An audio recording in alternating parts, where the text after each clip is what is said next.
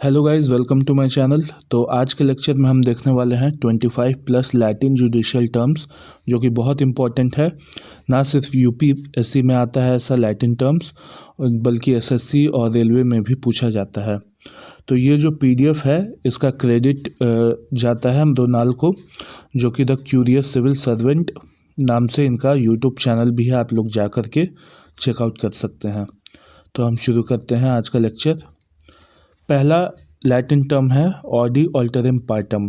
ये लगभग सभी ने सुना होता है। इसका क्या मतलब है? To hear the other party. इसमें क्या है कि आप जिसके ऊपर केस किए हैं, तो आपका दलील तो कोर्ट सुनेगा ही, लेकिन आप जिस पे केस किए हैं उसका दलील भी कोर्ट को सुनना होगा। तो यही होता है ऑडी अल्टरम पार्टम, दूसरे पार्टी को भी सुनना। Second, nemo judex in causa sua. इसका क्या मतलब है? तो no one should be made a जज इन हिज ओन केस। अब मान लीजिए कि आपका गाड़ी पे किसी ने एक्सीडेंट कर दिया, बी ने एक्सीडेंट कर दिया आपके गाड़ी पे। आप बी को कोर्ट लेके चले गए डैमेजेस क्लेम करने के लिए। तो बी का फादर ही बैठा हुआ है कोर्ट में एज अ जज।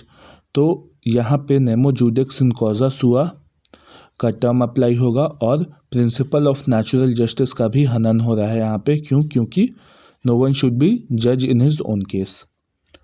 नेक्स्ट टर्म चलते हैं, कोराम नॉन जुडिस। इसका क्या मतलब है?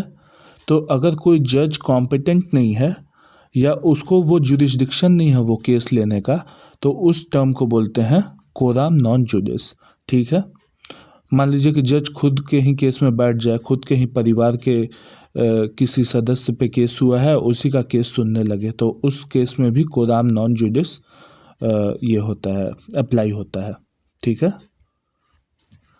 Next, fourth number, x Partey, hearing from one side only. इसका मैं बेस्ट एग्जांपल देता हूँ, यहाँ से थोड़ा हट के एग्जांपल देता हूँ। ये विजय माल्या बहुत ज़्यादा पैसा लोन लेकर के लंदन भाग गया, बैंक्स को बहुत नुकसान हो गया, बैंक्स ने विजय माल्या पे केस कर दिया। तो विजय माल्या तो एक्स्ट्राडाइट नहीं हो पाया, लेकिन उस पे जो इंडिया में केस हुआ है वो केस तो चल ही रहा है, उसका सुनवाई भी हो रहा है, लेकिन विजय माल्या वो सुनवाई में प्रेजेंट नहीं है। तो ये एक्स पार्टे हो रहा है, hearing from one side only, मतलब बैंक्स के दलील को ही जो ये कोर्ट है वो सुन रहा है, क्योंकि विजय माल्या कोर्ट नहीं आ रहा। ठीक है। Next, slaps, SLAPPS, strategic lawsuit against public participation. इसका बेस्ट एग्जांपल है कि रणबीर इलाहाबादिया पे बहुत सारे वो कुछ कमेंट किया इंडिया गॉट लेटेंट पे, वो कमेंट वायरल हो गया, अलग अलग देश के ये राज्यों से उसके ऊपर केस हुआ। तो वो सुप्रीम कोर्ट गया और बोला कि इतने सारे केसेस हो रहे हैं, ये केस को सबको एक जगह मर्ज करके एक कोर्ट में डाल दिया जाए। तो बहुत सारा केस किसी इंसान पे कर देना, उस केस में यही strategic lawsuit against public participation, मतलब पब्लिक अलग अलग जगह से सेम आदमी पे केस कर देती है।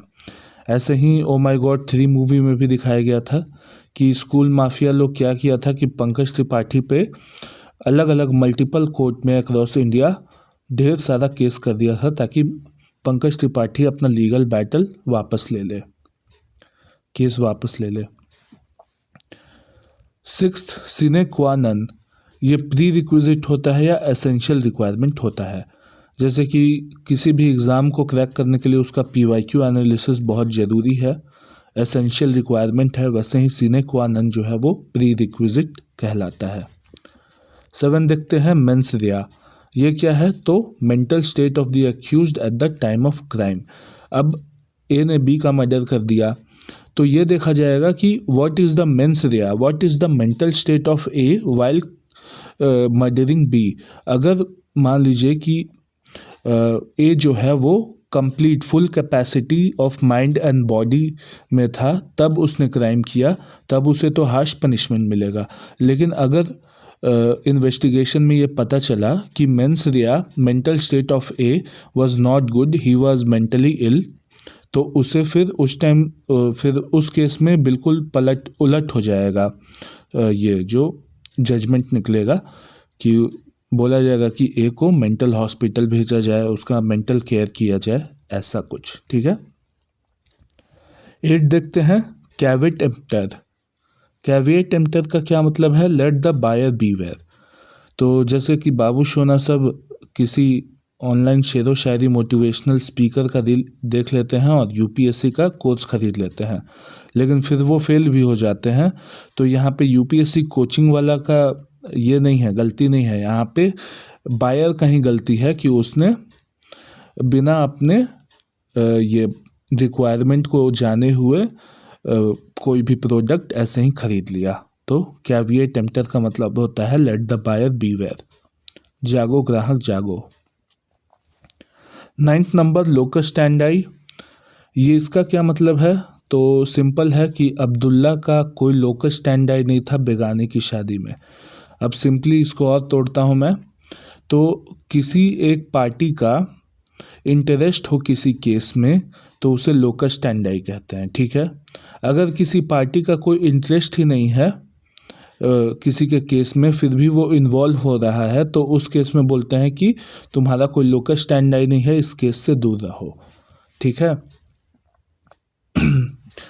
10th नंबर देखते हैं, अमाइकस क्यूरी। तो ये फ्रेंड ऑफ द कोर्ट होता है, इसका कोई लोकस स्टैंडाई नहीं होता है केस से, लेकिन ये एक स्पेशल एक्सपर्ट होता है जो कि कोर्ट का हेल्प करता है in giving certain information and his expertise in the field of the case. जैसे कि मान लीजिए किसी फैक्ट्री के अगेंस्ट केस आया कि वो इन्वायरमेंटल पॉल्यूशन कर रहा है, तो उस केस में एक इन्वायरमेंटलिस्ट को बुलाया जाएगा या एक केमिकल एक्सपर्ट को बुलाया जाएगा कोर्ट का हेल्प करने के लिए कि आप बताइए कि ये हमको इन्फॉर्मेशन, कोर्ट को इन्फॉर्मेशन दीजिए कि यहाँ पे क्या क्या ये हो रहा है, अपना एक्सपर्टीज़ दीजिए इस केस में, ताकि कोर्ट अच्छे से डिसीजन ले पाए।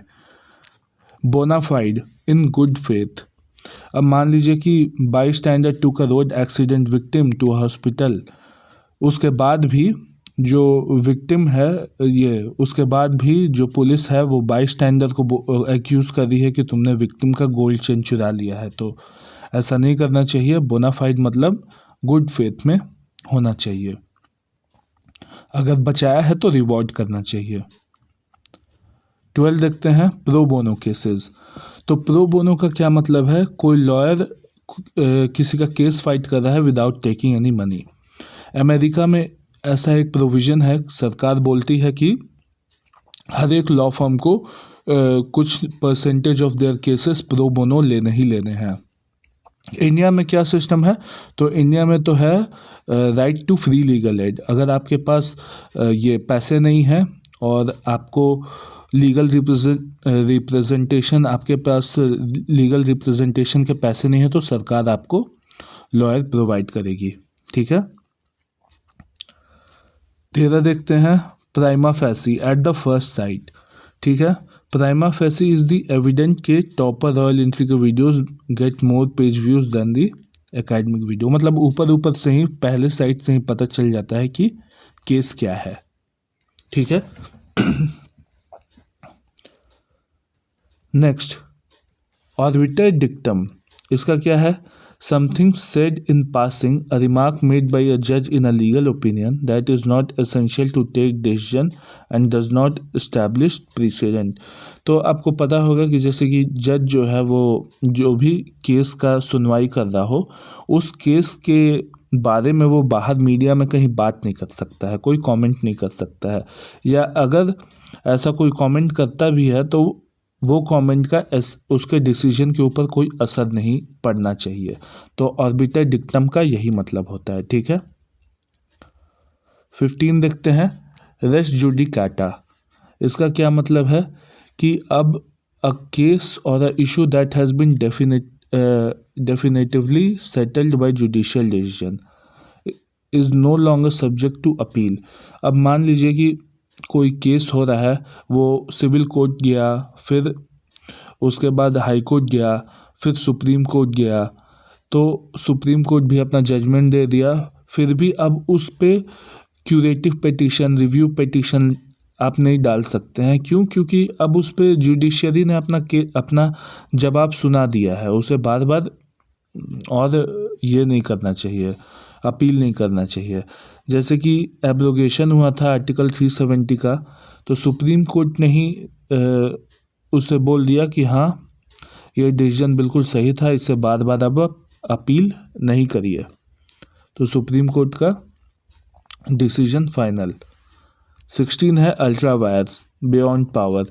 अब मान लीजिए कि कोई भी अथॉरिटी अपना बिना पावर के अपने पावर के बाहर जा कर के कोई काम करता है तो उसे अल्ट्रा वायर्स कहते हैं।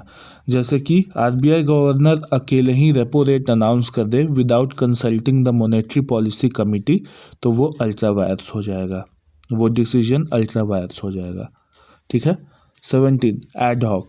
एडहॉक मतलब temporarily, not permanent. Ad hoc committees भी होती है पार्लियामेंट में, ऐसे ही एडहॉक मतलब टेम्पररी। एडहॉक जजेस होते हैं ये हाई कोर्ट में। एडहॉक जजेस जो कि रिटायर्ड जजेस को ही बुलाया जाता है थोड़े टाइम के लिए, अगर बर्डन ज़्यादा हो केसेस का हाई कोर्ट के ऊपर तो उस केस में बुलाया जाता है एडहॉक जजेस को। 18 इंचोएट। इसका क्या मतलब है? Not yet fully developed, yet to be mature. ठीक है। तो जैसे कि इम्प्लीमेंटेशन डेट आया था जीएसटी का, तो 1 जुलाई 2017 था, लेकिन जून 2017 को ही जीएसटी अनाउंस कर दिया गया था, लेकिन फोर्स में आया था 1 जुलाई 2017 को। तो जब जून 2017 को अनाउंस किया गया था जीएसटी, तो वो इंचोएट स्टेट में था, मतलब फुली तरह से डेवलप नहीं था, उसके सारे रूल्स और लॉ डिफाइंड नहीं थे। ठीक है, फोर्स में नहीं आया था बिल्कुल। 19 देखते हैं इप्सो facto. By the fact itself sometime that is true bye it's very nature. Royal entry toppers जो है वो इप्सो फैक्टो नार्सिसिस्ट पीपल होते हैं। ठीक है। सेल्फ इन्फ्लेटेड और सेल्फ ईगो बहुत ज़्यादा होता है उनमें, सेल्फ इम्पोर्टेंस। Ab initio.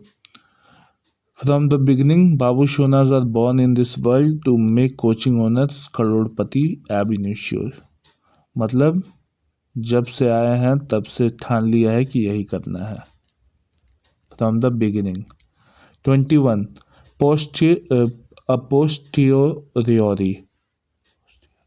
हाँ, from the latter afterward example only after the failing prelims paper 2। बाबू सोना समझ जाता है कि सीसेट का भी उतना ही इम्पोर्टेंस है, तो अपोस्टियोरियोरी जो है from latter afterward, realizing latter और आफ्टरवर्ड। 22वां देखते हैं क्विड प्रो क्यो। ये आपने सुना होगा, हिस्टोरिकल अंडरपिनिंग्स में भी सुना होगा। इसका क्या मतलब है? कुछ लेना, कुछ दे के लेना, ब्राइब दे करके आप नौकरी ले लिए। रेलवे मिनिस्टर थे जब लालू यादव, तो बहुत लोगों का ज़मीन ले करके नौकरी दिए थे। बाद में पता चल गया कि नौकरी मिला है ज़मीन ले करके, 20 साल नौकरी भी किया लोग, सारा पैसा वापस करना पड़ा सैलरी का विथ इंटरेस्ट, और ज़मीन भी गया उन लोग का। तो इसीलिए ब्राइब देना बहुत गलत चीज़ होता है। 23 inter Alia. Among the other thing, this is the list may have been more things which are not mentioned. Reason for Babu Sona failure exam in social media addiction, fanboyism of bogus UPSC celebrities। ठीक है, और neglecting PYQ। और देखते हैं de jure. Refer to something that is lawful और legal even if not existing in practice. President governor is de jure boss of the government. तो जैसे कि एक्चुअली रेफ़र करते हैं किसी चीज़ को सब लॉफुली और लीगल टर्म्स में, लेकिन एक्चुअली वो होता नहीं है। जैसे कि प्रेसिडेंट डी जूरे हेड है, लेकिन एक्चुअल हेड कौन है? तो वो प्राइम मिनिस्टर है। सबसे ज़्यादा पावर प्राइम मिनिस्टर का होता है, लेकिन सबसे ऊपर पद पे प्रेसिडेंट को रखते हैं हम। ठीक है। De facto, something that exist in practice even if it is not legal. Prime minister is the real boss of government, ये एग्जाम्पल हो गया। डी फैक्टो मतलब ये डी जूरे तो प्रेसिडेंट हुए लेकिन डी फैक्टो प्राइम मिनिस्टर हो गए। मतलब रियल पावर जो है वो प्राइम मिनिस्टर को है, लेकिन ऐसे प्रेसिडेंट्स में सबसे ऊपर प्रेसिडेंट आते हैं। तो फैक्ट मतलब डी फैक्टो मतलब एक्चुअली फैक्ट में। ठीक है। Add hominem attacking personal character rather than answering his argument. तो इसका सबसे बेस्ट एग्जांपल है कि ध्रुव राठी के फैंस को ये एड होमिनम ट्रोलिंग मिलती है एल्विश यादव के फैन के तरफ से। क्यों? क्योंकि एल्विश के फैन ये तर्क वितर्क करके एक्चुअली में उसका बात का ये पॉइंट के अगेंस्ट नहीं बोल सकते हैं, इसीलिए। तो हमारा ख़त्म हुआ। अगर वीडियो पसंद आया हो तो लाइक करिएगा। ऐसे और भी टॉपिक्स पे वीडियो लाऊंगा मैं। Thank you very much. जय हिंद।